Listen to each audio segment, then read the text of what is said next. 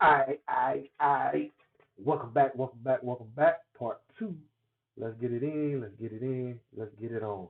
So hopefully, you know, let that come in. Just let that come in. Yeah. All right. So hopefully y'all did your homework and now you got some notes or you got you a little document or a Google document or whatnot, and you're asking these four questions. Hopefully, if you haven't answered them, at least you've given them some serious thought. What is your budget? Uh, how many acres do you need? Where do you need to be? And how will the land pay you back? And let's just keep going here with number five. Number five, what's your timeline? When does all this need? When does all this need to happen by? You know what I'm saying? That's kind of important. How soon do you need to make all of this happen? That's kind of important because if you leave it open ended, then it's open ended when it's going to get accomplished. If you put if you put too aggressive a timeline on it, then you might miss your window, and then you might feel some kind of way. So what I would advise is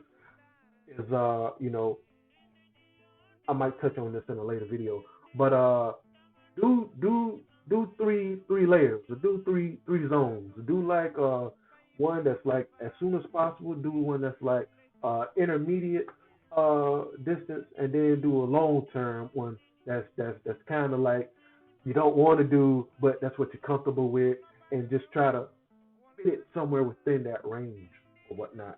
Now let's just say for this example, we want to say yeah, we want to say 1 year or whatnot. So with that being said, let's do this. Let's go ahead and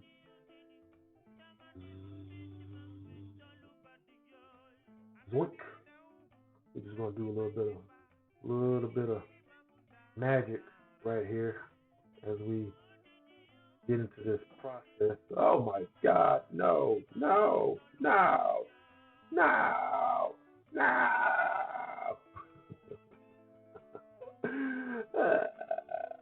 Okay, so what we've done here is we've basically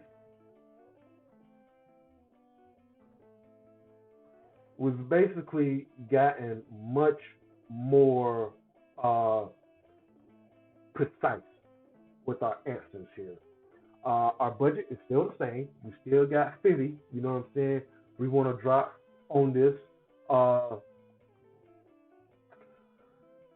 as far as our acreage, we want to do a 3 acre farm. Okay, which is a nice little size farm, depending on how many people you're working. 3 acres, that can be 3 people. You know, with volunteers and interns. That doesn't take a lot. As far as where we decided, let's say we narrowed it down to a black majority county within Alabama. Uh, how would the land pay you back? Let's say again these harvest shares. Let's say that our business model, our economic model, once we put in all the numbers, all the costs for our inputs, how many shares we're going to do, let's say that it's going to generate 100K per acre. So out of the 3 acres, approximately 300K. So we pay for the land, basically. Uh, and those numbers shouldn't be new to anybody. I've been promoting those numbers for a while now. That's basically a simplification of Jean Martin Fortier's numbers out of the Market Gardener or whatnot, and that's roughly equivalent to what he's doing in growing zone -16 up there in Canada. I mean, it's not negative, damn near as far as I'm concerned with it.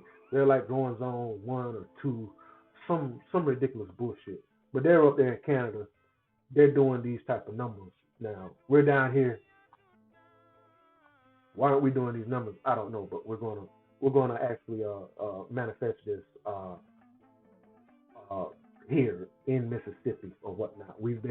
I've been reverse engineering the numbers that he put in the Market Gardener, and I think we're in a good position to get very, very, very, very close to that number. And this is going out public, so I'm sure of those numbers and whatnot. And we've just real world, away from this example, we've just completed our crop list for our CSA. So we're refining our actual crop plan of when everything needs to go into the ground and whatnot. Uh, so this is just an example of when you know what you're going to do on the land, then you can start formulating how fast you can recoup that investment. You understand what I'm saying? As opposed to people just being happy to spend money to buy land and then no concrete plan on how that land is going to pay you back, how that land is going to actually sustain you. You know what I'm saying? That's problematic because you invested in the romanticism of buying the land and you're not doing the work of what is the economic model that needs to be put in place so that everybody that put out the capital gets their capital back and then some. You know what I'm saying? And if folks don't like profit, that's cool. They can say, hey, well, let's just take my profit and reinvest it back in the land. But the issue is when you make an economic move, your economic move should, as a baseline, as a minimum, return the investment to the people that put in the capital. That has to be something where we gotta really get that in our heads. You know what I'm saying? Especially in this economic climate. You know, regarding the coronavirus and the global slowdown. I finally saw today that they're finally admitting that this recession is the greatest one on record. So we can't be talking about asking people to put money down and then you don't have a practical framework or a practical economic operation of how that capital is going to go back into their hands and whatnot. Even if you're talking about something like, oh, we're going to do a village and all this stuff. Okay, your village still needs to have an economy. Just basic stuff or whatnot. And we're gonna do a whole video. We're gonna do a whole video on that. We're gonna do a whole series on that. And let's say that for our timeline, we've gotten really, really aggressive here. Really aggressive. We're saying February 2021 because a quick little example, right? Quick let's go Aces, Planting, let's see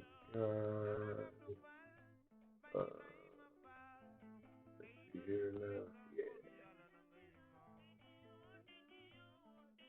So you got tools out there for farmers that'll basically let you know, give you a rough general idea of when what your planting is going to be able to look like for the spring and whatnot. So you get beets in the ground in February, cabbage can go in the ground January, cauliflower, the lettuces, the mustards, onions by the bowl, peas, potatoes, ripe potatoes, radishes, spinach, Swiss chard, and turnips.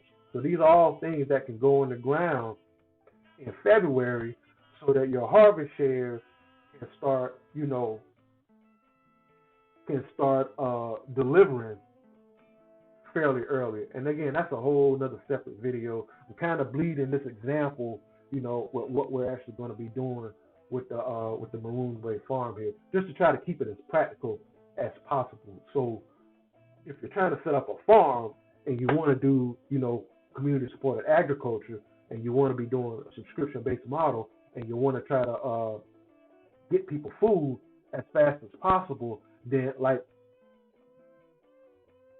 the latest you should be getting some land is February. The latest you should close, and even then, that's cutting it real close because that's expecting that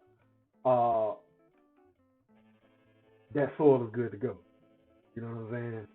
And when you come from an urban ag background, and you want to take some time to invest in your soil. So let's go ahead and close this out. We already hit 10 minutes, just that fast. Part three, we're actually going to take these variables and go ahead and plug them into uh, one of the land sites and see what we can come up with based on these parameters. And these parameters, I didn't look at the land first and say, oh, I'm going to find some land. I'm going to use this. No, I actually came up with my variables first. Then I went and searched for the land. Full disclosure, I have done this video. Like, I think it's like the third time doing this video. So full disclosure. All right, y'all. So catch me on part three. Free the land, free the land, free the land. Free the land. Like anything necessary. Tune in to part three, y'all.